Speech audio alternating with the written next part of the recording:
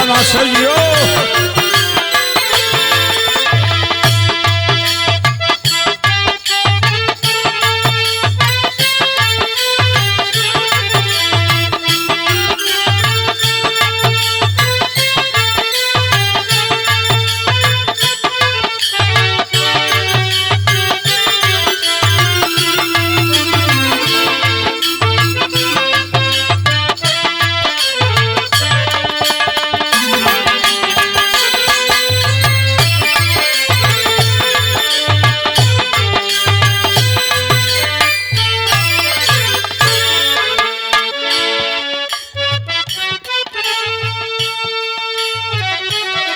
मेरे प्यारे देश के सम्मानित नागरिक गण,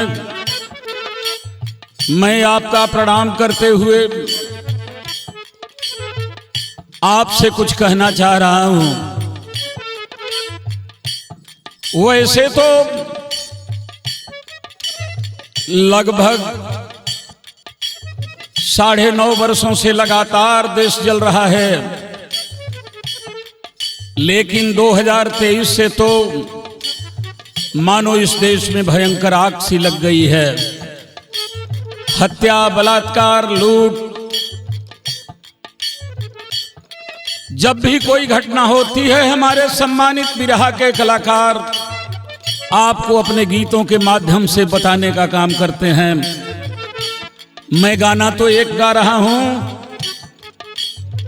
लेकिन कांड इसमें 12-13 हैं। बहुत समझाने की जरूरत नहीं है। कहीं ज्वालामुखी का लावा फूट न जाए, कवि ने सचेत किया है कि हर तरफ वीरानियां हैं, हर तरफ उजड़ा नगर है, और जिंदगी के साज का अब बेसुरा हर एक स्वर है।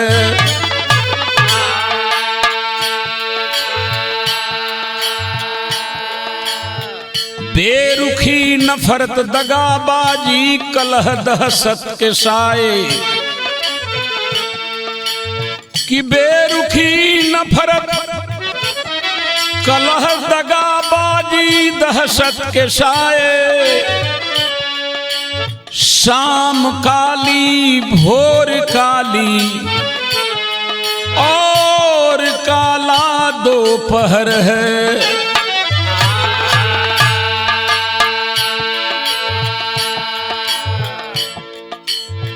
कहने को तो आज माननीय प्रधानमंत्री जी यह देश चंद्रमा पर जा रहा है, लेकिन 2023 में जो वारदातें हो रही हैं, जिस तरीके से पूरी दुनिया के अंदर देश का मस्तक झुका हुआ है, शर्मिंदगी की हद हो गई है, लगता है कि हम धरती पर भी रहने लायक नहीं रह गए हैं। अछूतों को मत टच करो, मूल निवासियों को मत छेड़ो। ये बिजली के नंगे तार हैं, जिस दिन छू लेंगे पकड़ लेंगे जल के राख हो जाओगे। जिस दिन हम अपनी ताकत पहचान लेंगे, एक लाइन कहना है, तर्ज तो वही है, दिल लूटन वाले जादूगर, अब मैं न तुम्हें पहचाना है।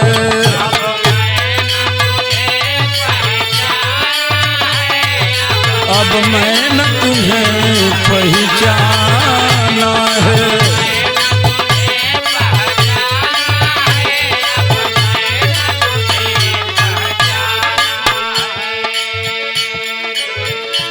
लेकिन मेरे प्यारे देशवासियों, आपके तरफ से मुझे कहना है, अरे मोर अब और न तुम हैरान करो हो,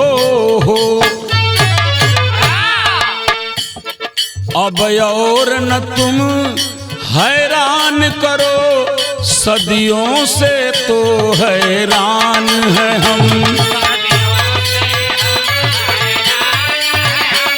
सदियों से तो हैरान।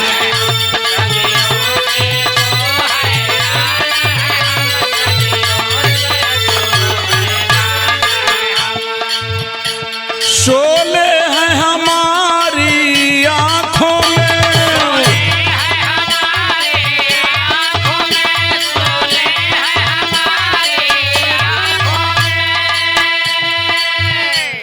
शोले हैं हमारी सांसों में, आँखों में दहकते अंगारे।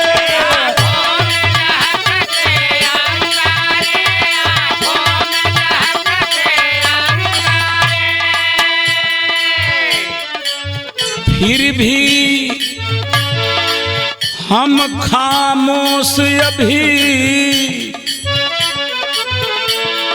दुनिया के नजर में बेचारे।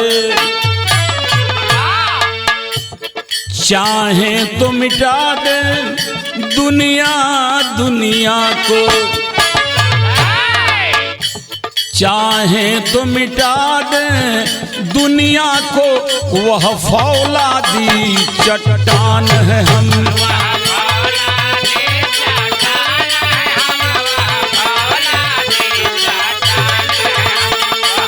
अरे लियो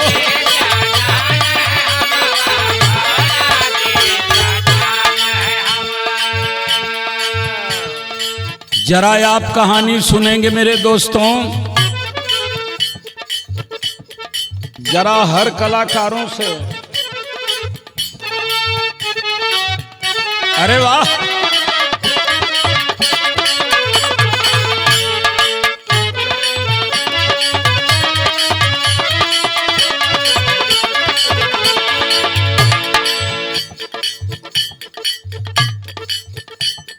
लगता है कि नए कलाकारों को देखकर मुझे बिरहा गाना ही पड़ेगा।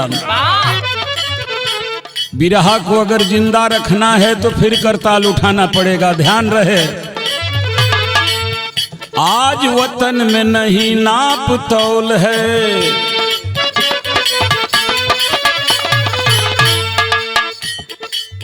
ठोक दो किसी को अब ये माहौल है।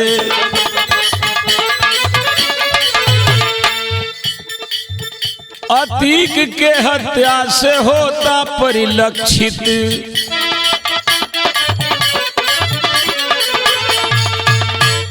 कोई नहीं इस राज में यहाँ है सुरक्षित।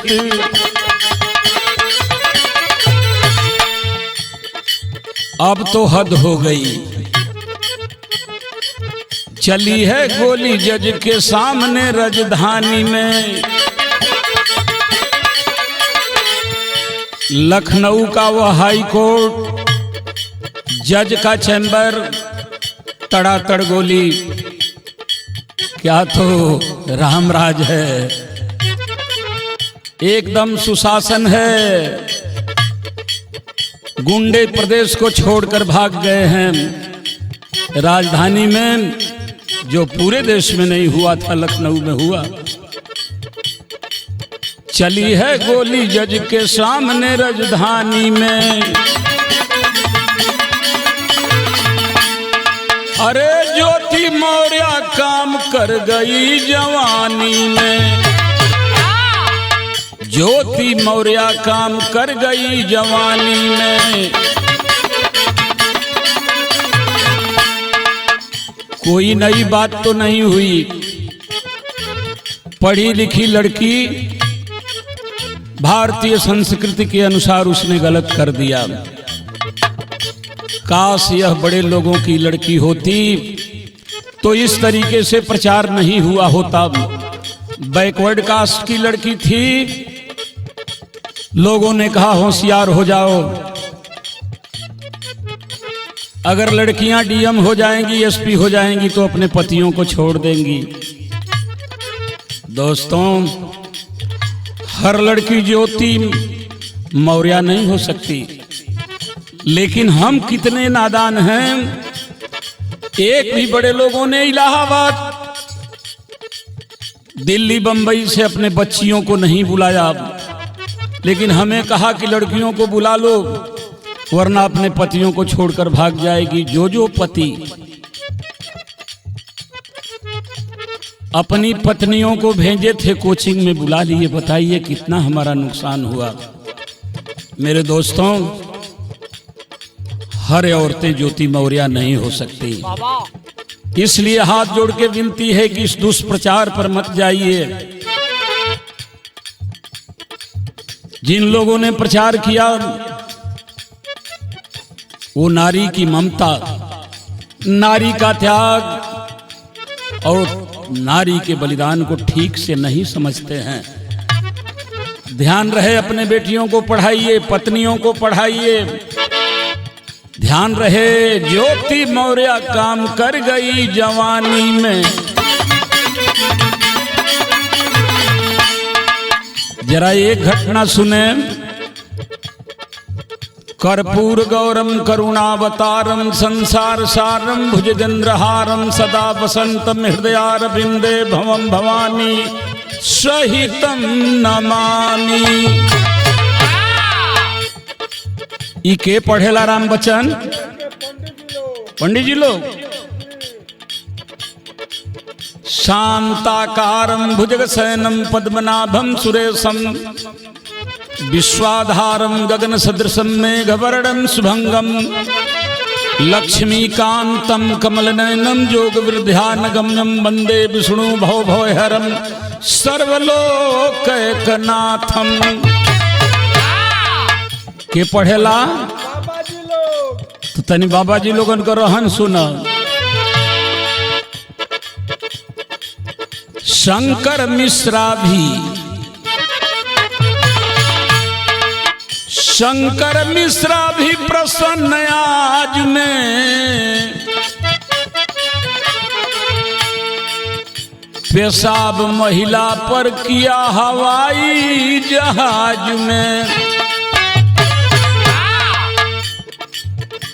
संस्कृत लोग पढ़ी, कथा लोग कही, वारे बाबा जी लोग। अब बाहर हम लोग सामने अत्याचार देख रहे हैं, भाषण दे रहे हैं। 85% की औकात है, 95% की औकात है। हवाई जहाज में हमारी महिलाओं पर सर के ऊपर पेशाब। अंबेडकर जी ने कहा था, बिना पढ़े लिखे लोगों को तो समझाना आसान है, लेकिन बहुत पढ़े लिखे लोगों को समझाना बड़ा मुश्किल है।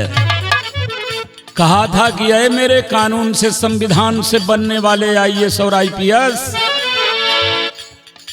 हम बेपढ़े लिखों को तो समझा लेंगे, तुमको कैसे समझाएंगे? सबसे नासमझ तो तुम लोग हो। इसलिए मेरा कहना है कि कब हम समझेंगे, और जिस दिन हम अपनी औकात समझ जाएंगे। 5 किलो राशन हमारा नहीं है, यह पूरा देश हमारा है। इसलिए मेरा कहना है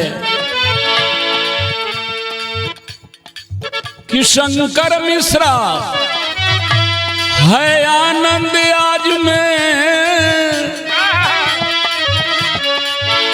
पेशाब महिला पर किया था हवाई जहाज में। तो शोले हैं हमारी सांसों में,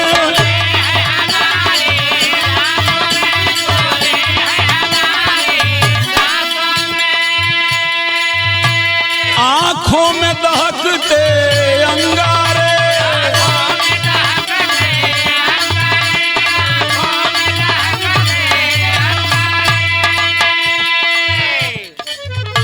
फिर भी हम मासूम अभी, अरे दुनिया के नजर में बेचारे। लेकिन अगर अपने पर हम आ गए तो चाहे तो मिटा दे दुनिया दुनिया को, चाहे तो मिटा दे दुनिया को, वह फौलादी चट्टान है हम।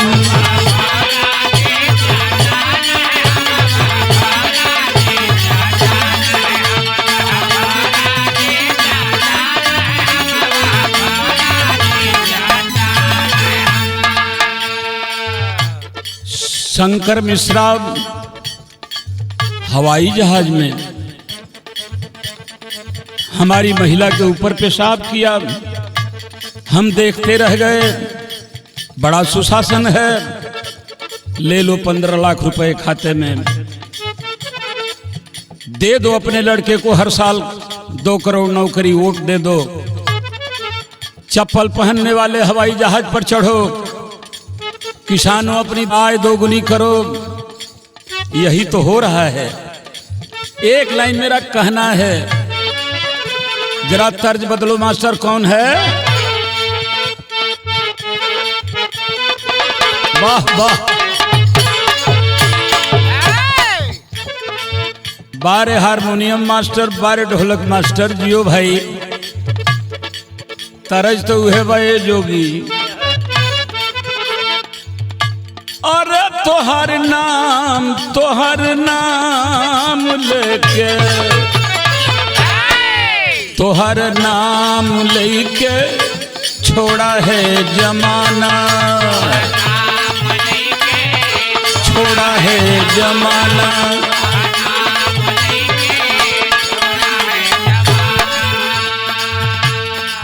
सजन आ जाना करके बहाना, तोहर नाम लेके छोड़ा है जमाना।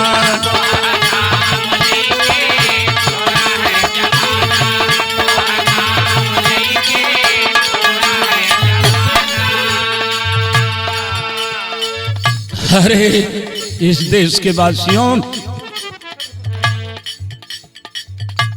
हमारे में से ही बहुत दलाल हो गए हैं, मुस्कुरा रहे हो।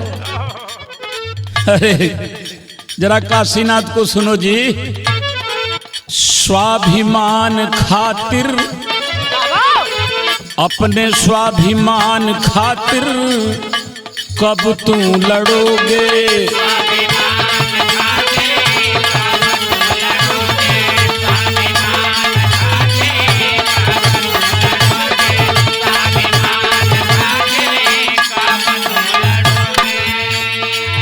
अगर नहीं लड़ोगे, चुल्लू भर पानी में। मूल निवासियों, सरपंच साहब 1932 में डॉक्टर भीमराव अंबेडकर ने लंदन में जाकर के अंग्रेजों से कहा था कि हम हिंदू धर्म के हिस्सा नहीं हैं। आज भी ब्राह्मण हमें अछूत मानते हैं। अंग्रेज मान गए, लेकिन अफसोस है कि अंग्रेजों को तो समझा लिए, लेकिन हमको नहीं समझा पाए, हमारे लोग नहीं समझ पाए। मेरा कहना है, अरे बीती ताह बिसारिये आगे की सुध ले। स्वाभिमान खातिर, और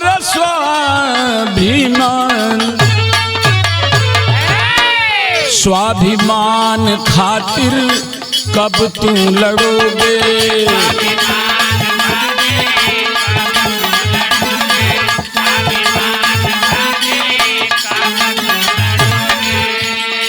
अगर नहीं लड़े तो वह दिन भी आने जा रहा है। चुल्लू भर पानी में, चुल्लू भर पानी में, चुल्लू भर पानी में डूब कर मरोगे। स्वाभिमान खातिर कब तू लड़ोगे?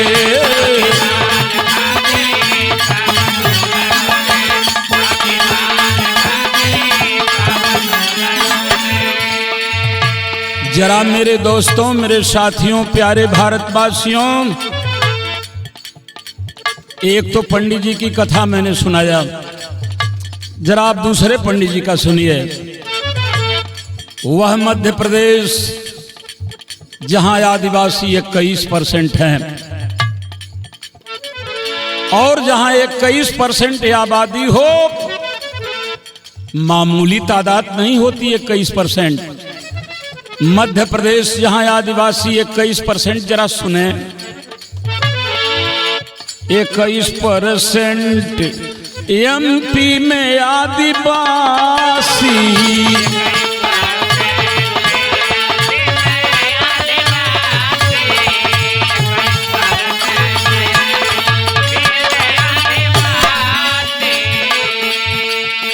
बनते हो अपने को मूल निवासी।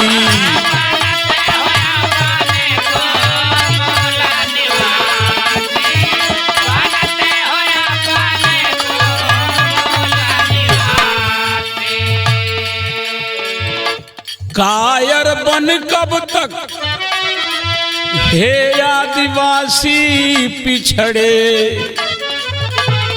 कायर बन कब तक वतन में रहोगे, स्वाभिमान खातिर कब तू लड़ोगे।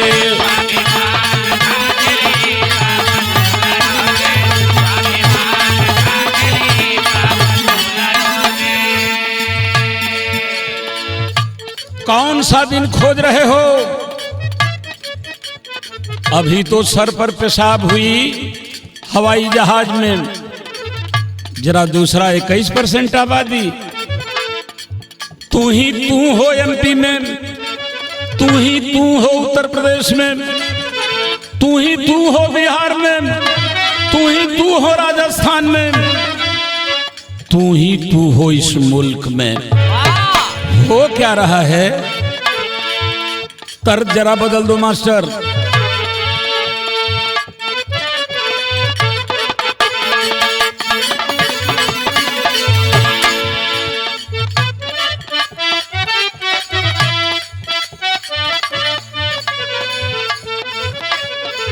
हो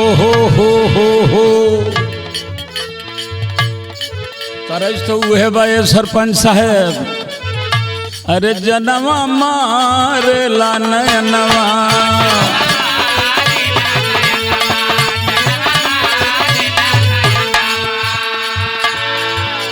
सुनो सजनिया हमारी, अरे सांवरी बाबदनिया हो तो हरी। बड़ा नीक लागे तोहरे गलवा के गोदनवा, जनवा मारे ला नयनवा।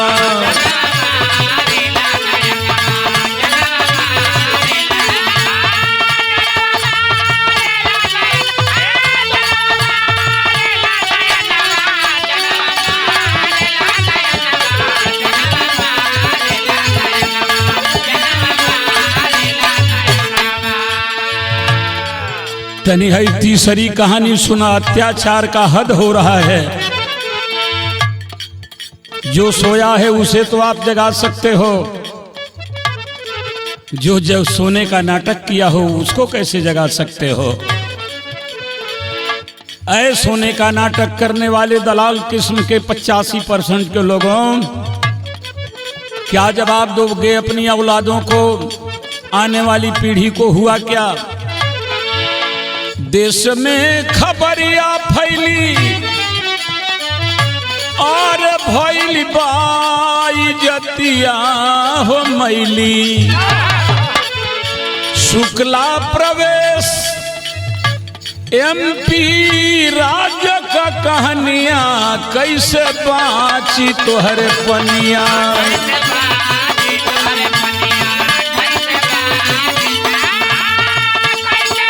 अरे दिया हो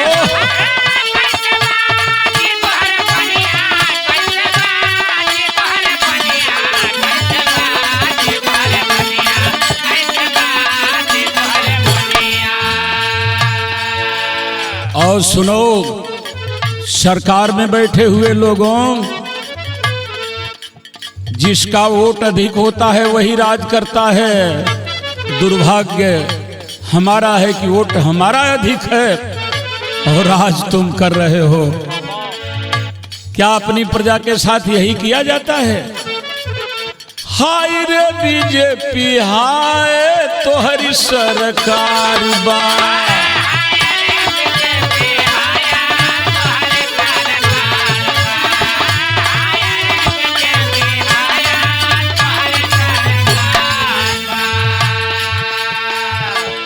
ब्राह्मण का पेशाब आया आदिवासी का कपार बा।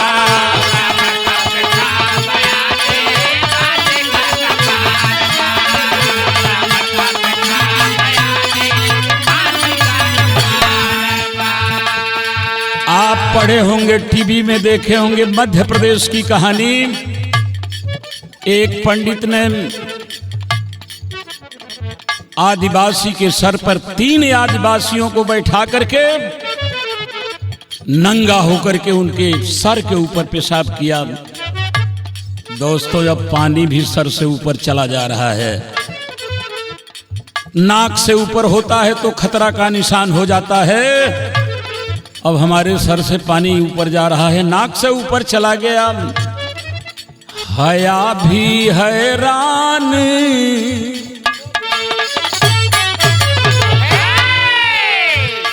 हया भी हैरान होके घूमे ले सिवनिया, कैसे बाँची तोहरे पनिया।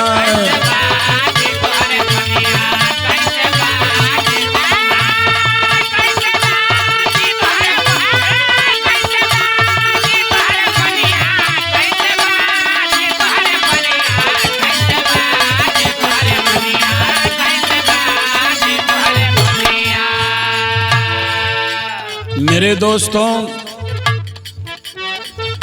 अगर इतना भी रहता तो एक बात सीमा के अंदर थी। हद तो तब हो गई, चारों तरफ देश में प्रचार हुआ, यह तो शर्मिंदगी की हद है, शर्म भी शर्म खा रही है। लेकिन तनिहाई देखा, लोकतंत्र आज घोर शर्मसार हुआ। शहर है लोकतंत्र आज शर्म से शर्मसार हुआ। अरे उनके द्वारा पंपलेट से प्रचार हुआ।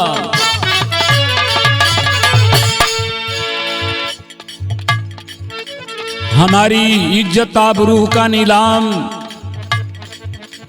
जले पर नमक छिड़कते हो।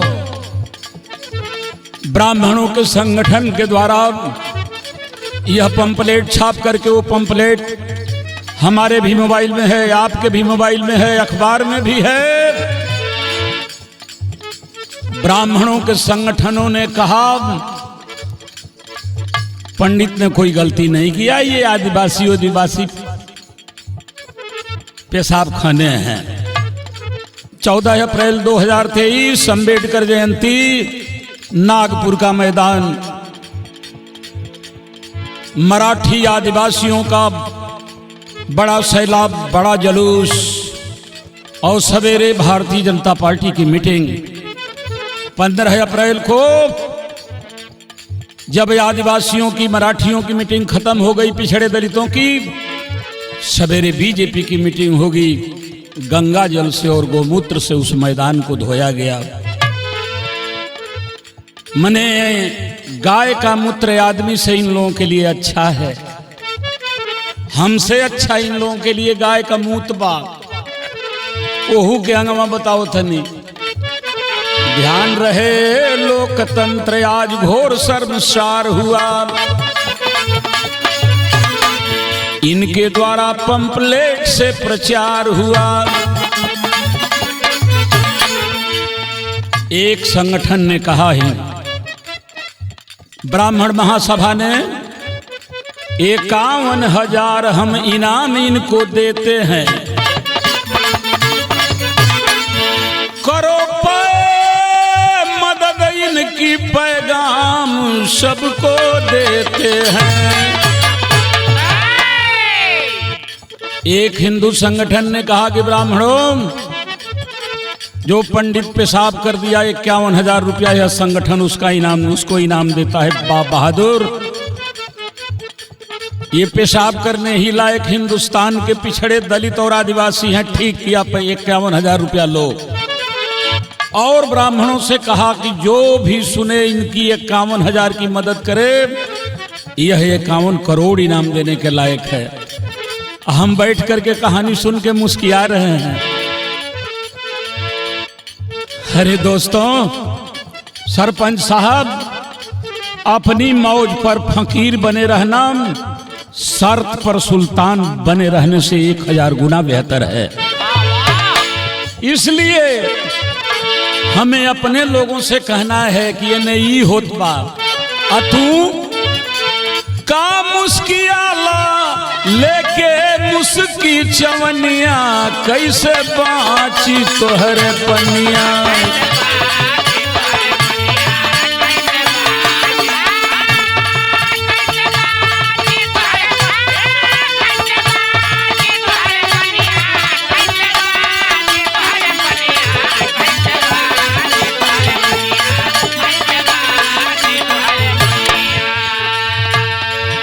अरे दोस्तों,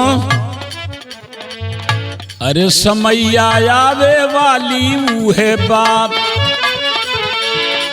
उहे समय आवे वाला बा ए जोगी। अगर नहीं समझे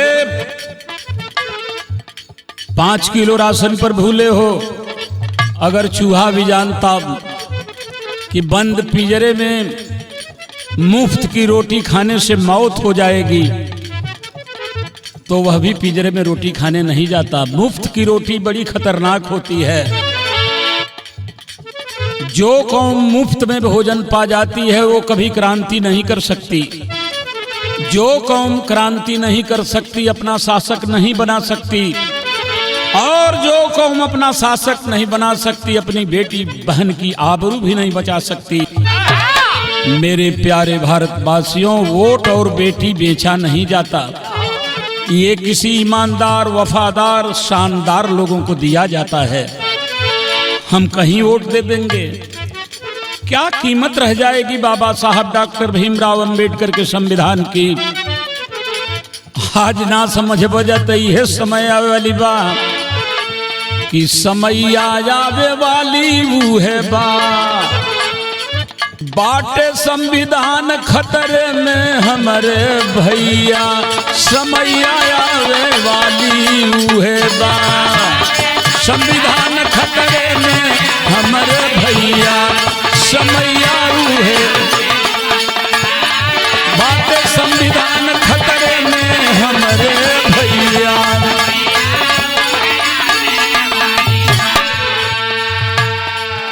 कौन समय आवे वाली बात? अरे बोल रही है बीजेपी, यो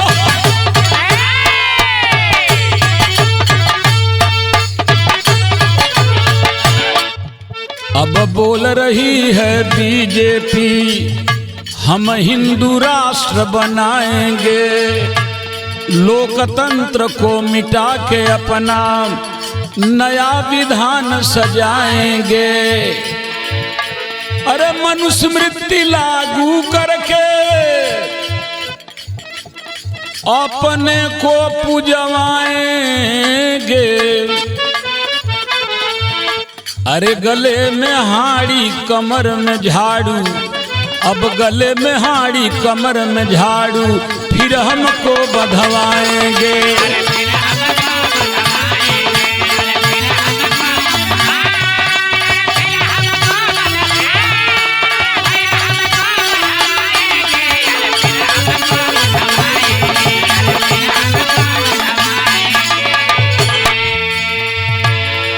एक जमाना था, वही जमाना आ जाएगा। गले में हाड़ी कमर में झाड़ू, न बोलने का अधिकार, न सुनने का अधिकार, न वोट देने का अधिकार। क्या चाहते हो मेरे दोस्तों? वो जमाना आई तो हो ही का सरपंच साहब, तरस तो है बा।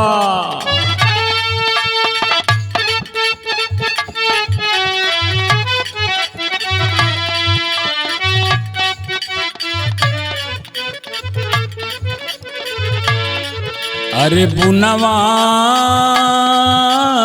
गिर गिर जालाना, अरे गिर गिर जालाना रे बुनवा, अब गिर गिर जालाना हो रे बुनवा, गिर गिर जालाना। अरे पिया मोरा जाय के बसला देहरादूनवा हो बुनावा गिर गिर जाला ना।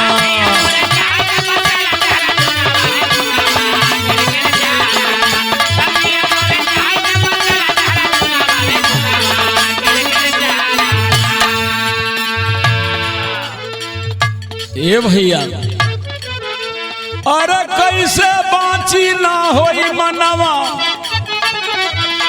अरे कैसे बाँची ना होई मनवा, कैसे बाँची ना। तब उजरी फिर से बसल चमनवा मनवा, कैसे बाँची ना।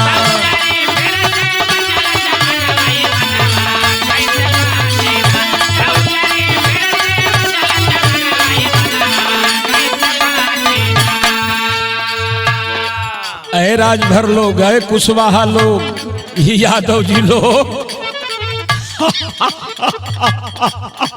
जब वो जमाना आ जाई हो भर भर की भकोल यहिर कोईरी कोड़ारी कहलाई।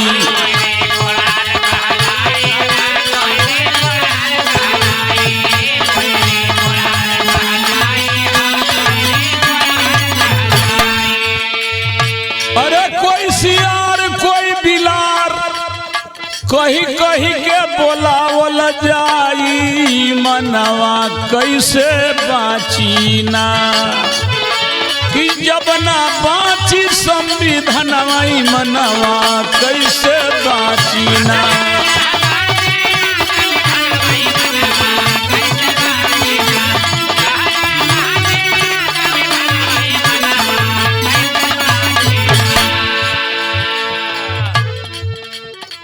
क्या यही दिन चाहते हैं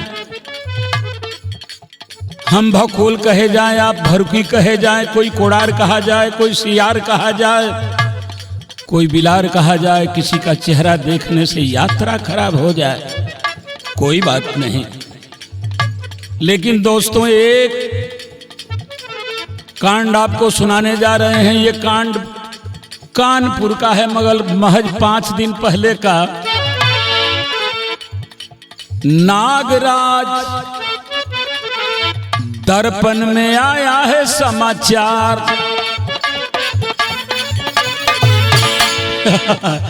पंडित ने किया खास गाय संग में बलात्कार।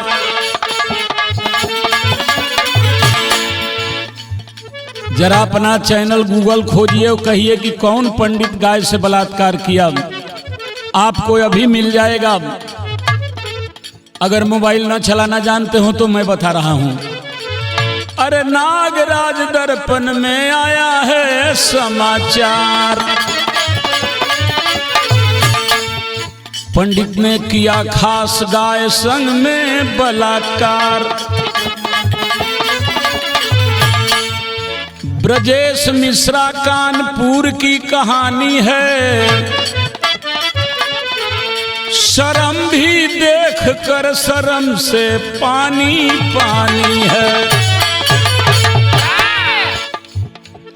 हिंदू जागरण मंच देख बेकरार हुआ, अरे गुंजैनी थाने में जाकर के एफआईआर हुआ। कानपुर का बर्रा 8 यह प्रसिद्ध मोहल्ला है। थाने में एफआईआर मयंक त्रिपाठी ने किया, इसलिए कि सीसीटीवी कैमरे ने दिखा दिया। क्या दिखा दिया वो बाद में बता रहे हैं। वहां के ब्राह्मणों ने सोचा कि बड़ी बेइज्जती हो गई, ब्राह्मण ने ऐसा काम किया, तो ब्राह्मण ने ही जाकर के एफआईआर कर दिया कि लोगों में थोड़ा गुस्सा कम हो जाएगा। गुजैनी थाने में एफआईआर हुआ। जब दरोगा से संपादकों ने पूछा कि कैसा एफआईआर है, तो दरोगा जी बता रहे हैं बर्रा 8 कानपुर में सी ब्लॉक सही। और पवन कुमार थाना अध्यक्ष ने यह बात कही।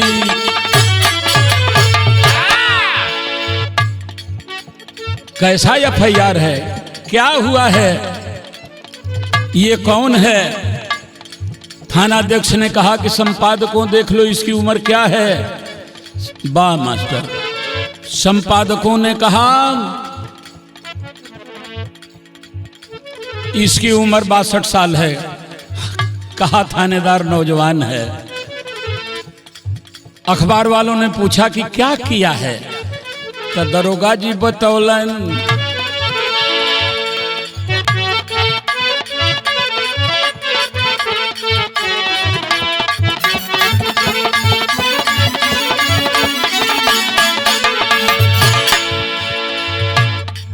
तरज तो है बान और सुन कैला राजाऊ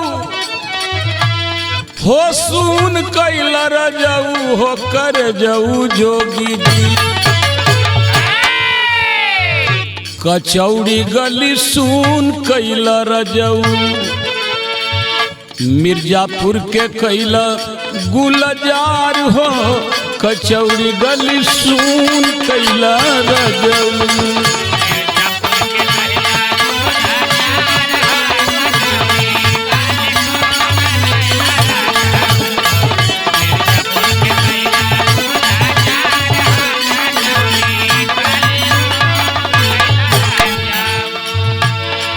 मेरे दोस्तों, दरोगा ने बताया लाउड स्पीकर लगा के, जरा इनको एक नजर देखिए कि अरे 60 आ गई ना बाबा जी, ई 60 आ गई ना बाबा जी की देख 60 आ गई ना बाबा जी,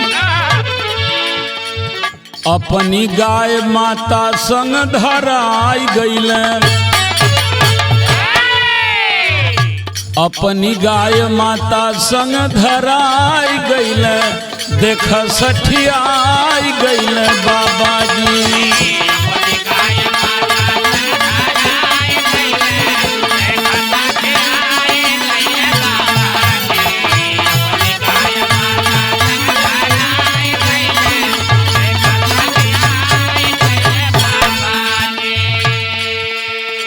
कि ऐसन चढ़ल इनका पर प्यार वाला रोग हो, चढ़ी के गाय ऊपर पावत रहलन मन भोग हो, देख 60 आई गईल बाबा जी,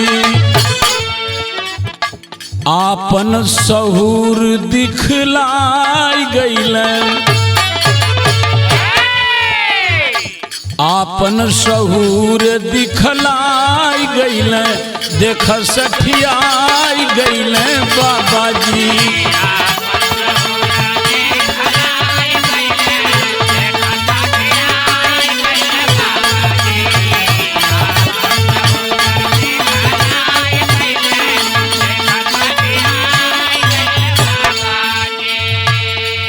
सरपंच साहब, पता ना वो जन्म में के रहल, हमनी कहीं जानते हैं हम लोग कि एक जन्म से हमारी माता माता है, लेकिन ये सब कहते हैं कि 100 जन्म का नाता है और गाय हमारी माता है। सीसीटीवी कैमरे ने कानपुर बर्रा 8C ब्लॉक में गुजैनी थाना में दिखाया, यह 62 वर्ष का पंडित गाय के ऊपर चढ़ा हुआ था। छी छी। और दोस्तों, अब तो जिस कहानी को मैं कहने जा रहा हूं, सारे कलाकारों ने कह दिया है, मणिपुर में लड़कियां नंगी की गई, इज्जत लूटी गई,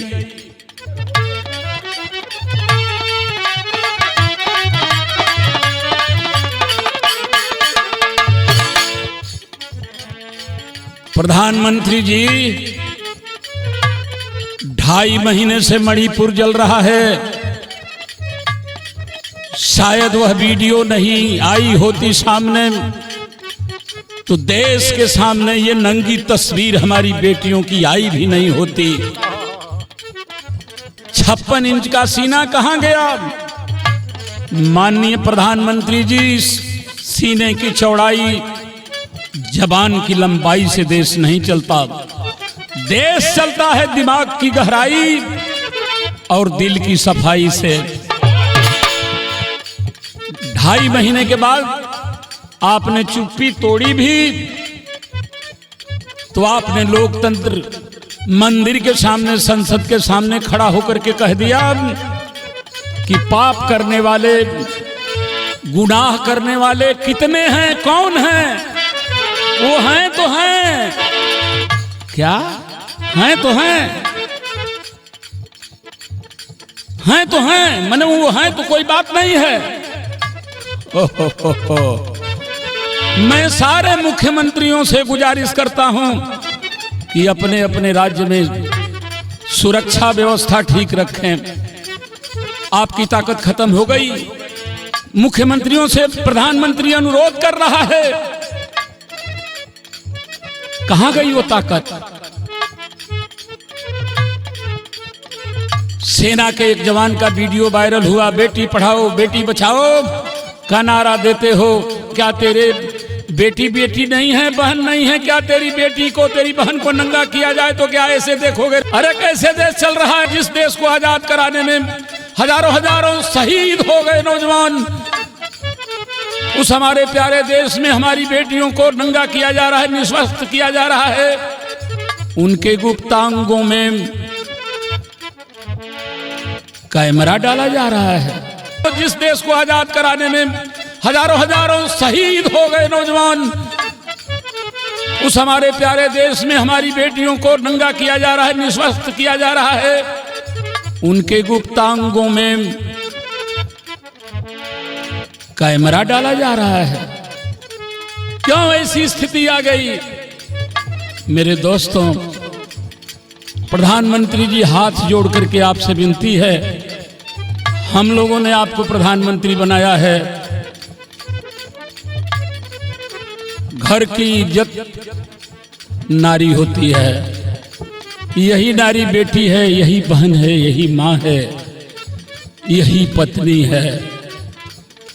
हो मेरे देश को लोगों, अब आपको अपनी औलाद की हिफाजत अपने करनी पड़ेगी, इसलिए कि जो हुकूमत चला रहा है, चाहे देश में चाहे उत्तर प्रदेश में, वो बे औलाद है।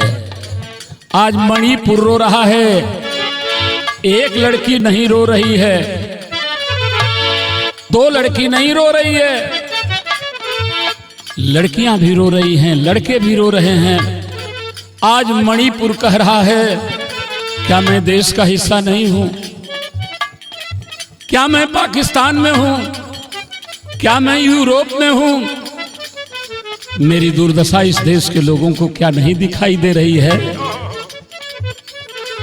दर्द कितना किसी को सुनाए,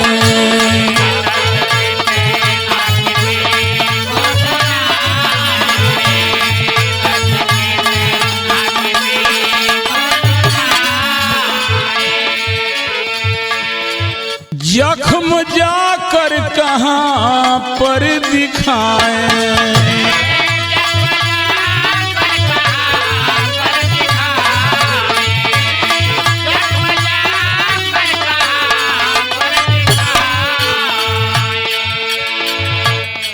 रोवें चीखें या फिर चिल्लाएं, मैं मणिपुर हूँ, मेरी ये यातनाएं।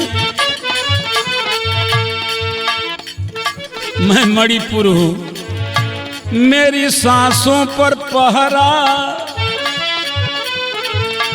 मास्टर जो मैं कहूँगा वो बजेगा टेरी जैसा। आज मणिपुर रो रहा है, क्या मैं इस शरीर का हिस्सा नहीं हूँ? क्या मेरा चीरहरण इसी तरीके से होगा प्रधानमंत्री जी कि मेरी सांसों पर पहरा भला किस लिए?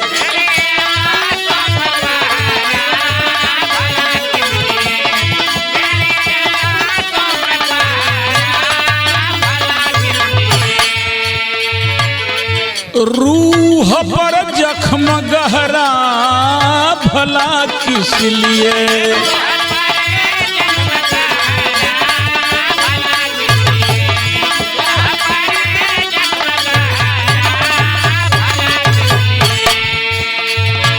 कि मेरे ओ जल रहा जनमाल है, तो मोल कुछ भी न ठहरा भला किस लिए।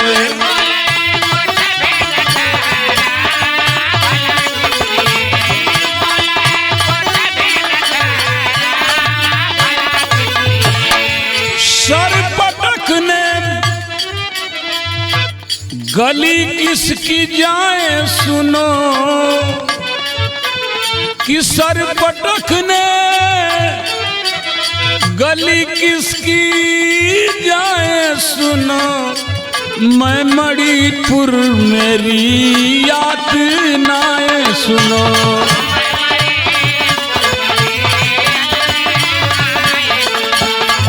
मैं मणिपुर मेरी याद नाए सुनो।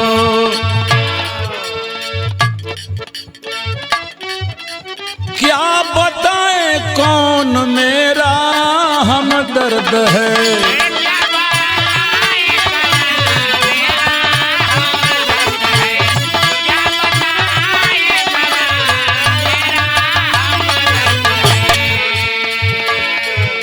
तन बदन में मेरा आज कल दर्द है।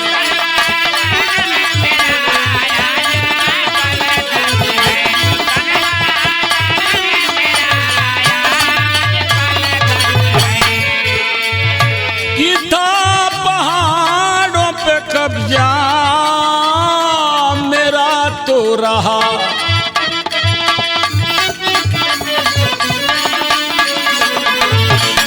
आज पहाड़ों से ऊंचा मेरा दर्द है।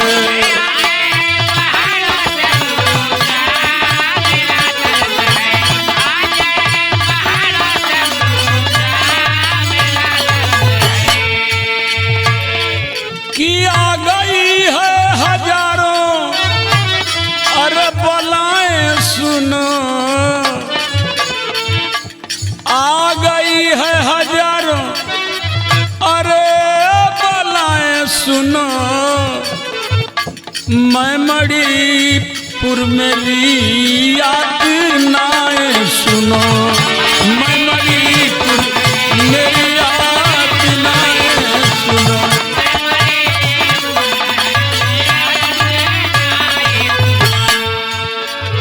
जरा देखें मणिपुर क्या कह रहा है, राज्य कह रहा है। अरे दिल मत समझो प्रधानमंत्री, भारतीय जनता पार्टी वाले आंख भी हमको मत समझो। कम से कम पांव की एक अंगुली भी तो समझ लो। सामने आमने के जो होते हो तुम,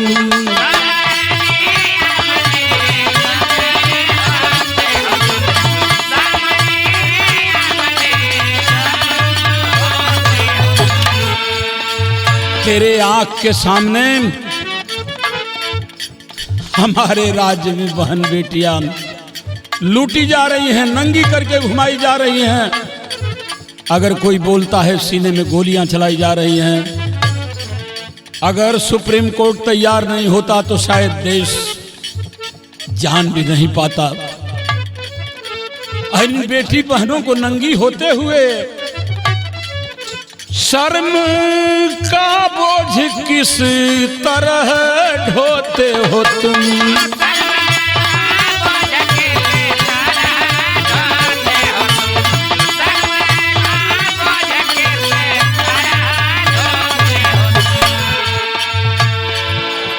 कि बेटियां अब सरे राह अरे बिकती लुटती जहां।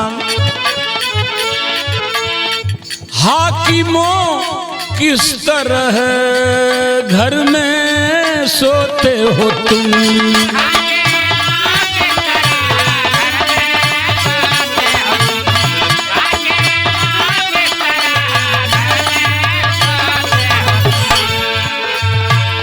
कि किसका डर जाके खटखटाए सुनो। किससे आरजू करूं? अमेरिका से? किससे आरजू करूं? रूस से? क्या हम भारत के नहीं हैं प्रधानमंत्री जी? किसका दर जाके हम खटखटाए सुनो, मैं मणिपुर मेरी याद नाए सुनो।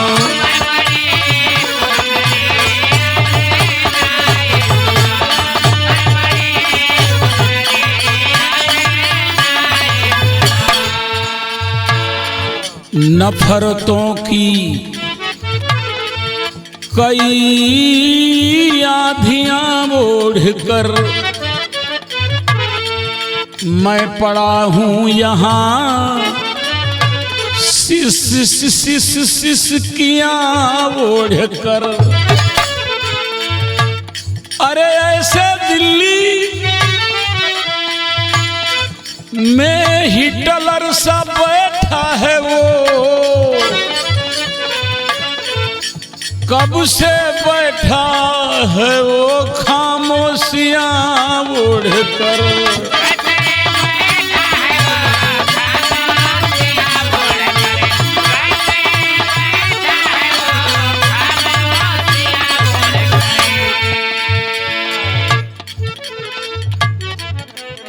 हमको छोड़ करके देश में जो अन्य राज्यों में हमारे भाई बसते हैं, पता नहीं इस देश का हिस्सा हम हैं कि नहीं। मैं तो मानता हूं कि इस देश का हिस्सा हूं। खैर, मैं मणिपुर हूं, लुट जाऊं, बिक जाऊं,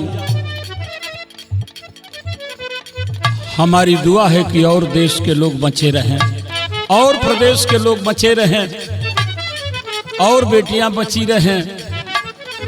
अंत में मणिपुर रो रो के दुआ दे रहा है हमको। वो दुआ दे रहा है, क्या हमारा फर्ज सोने का है? दोस्तों, जुर्म करना जितना अपराध है, जुर्म सहना भी उतना ही अपराध है। कितना सहेंगे? कह रहा है मणिपुर कि मेरे होठों पे है, अरे बस दुआएं सुनो सुनो, कि मेरे होठों पे है, बस दुआएं सुनो, मैं मणिपुर मेरी यातनाएं सुनो।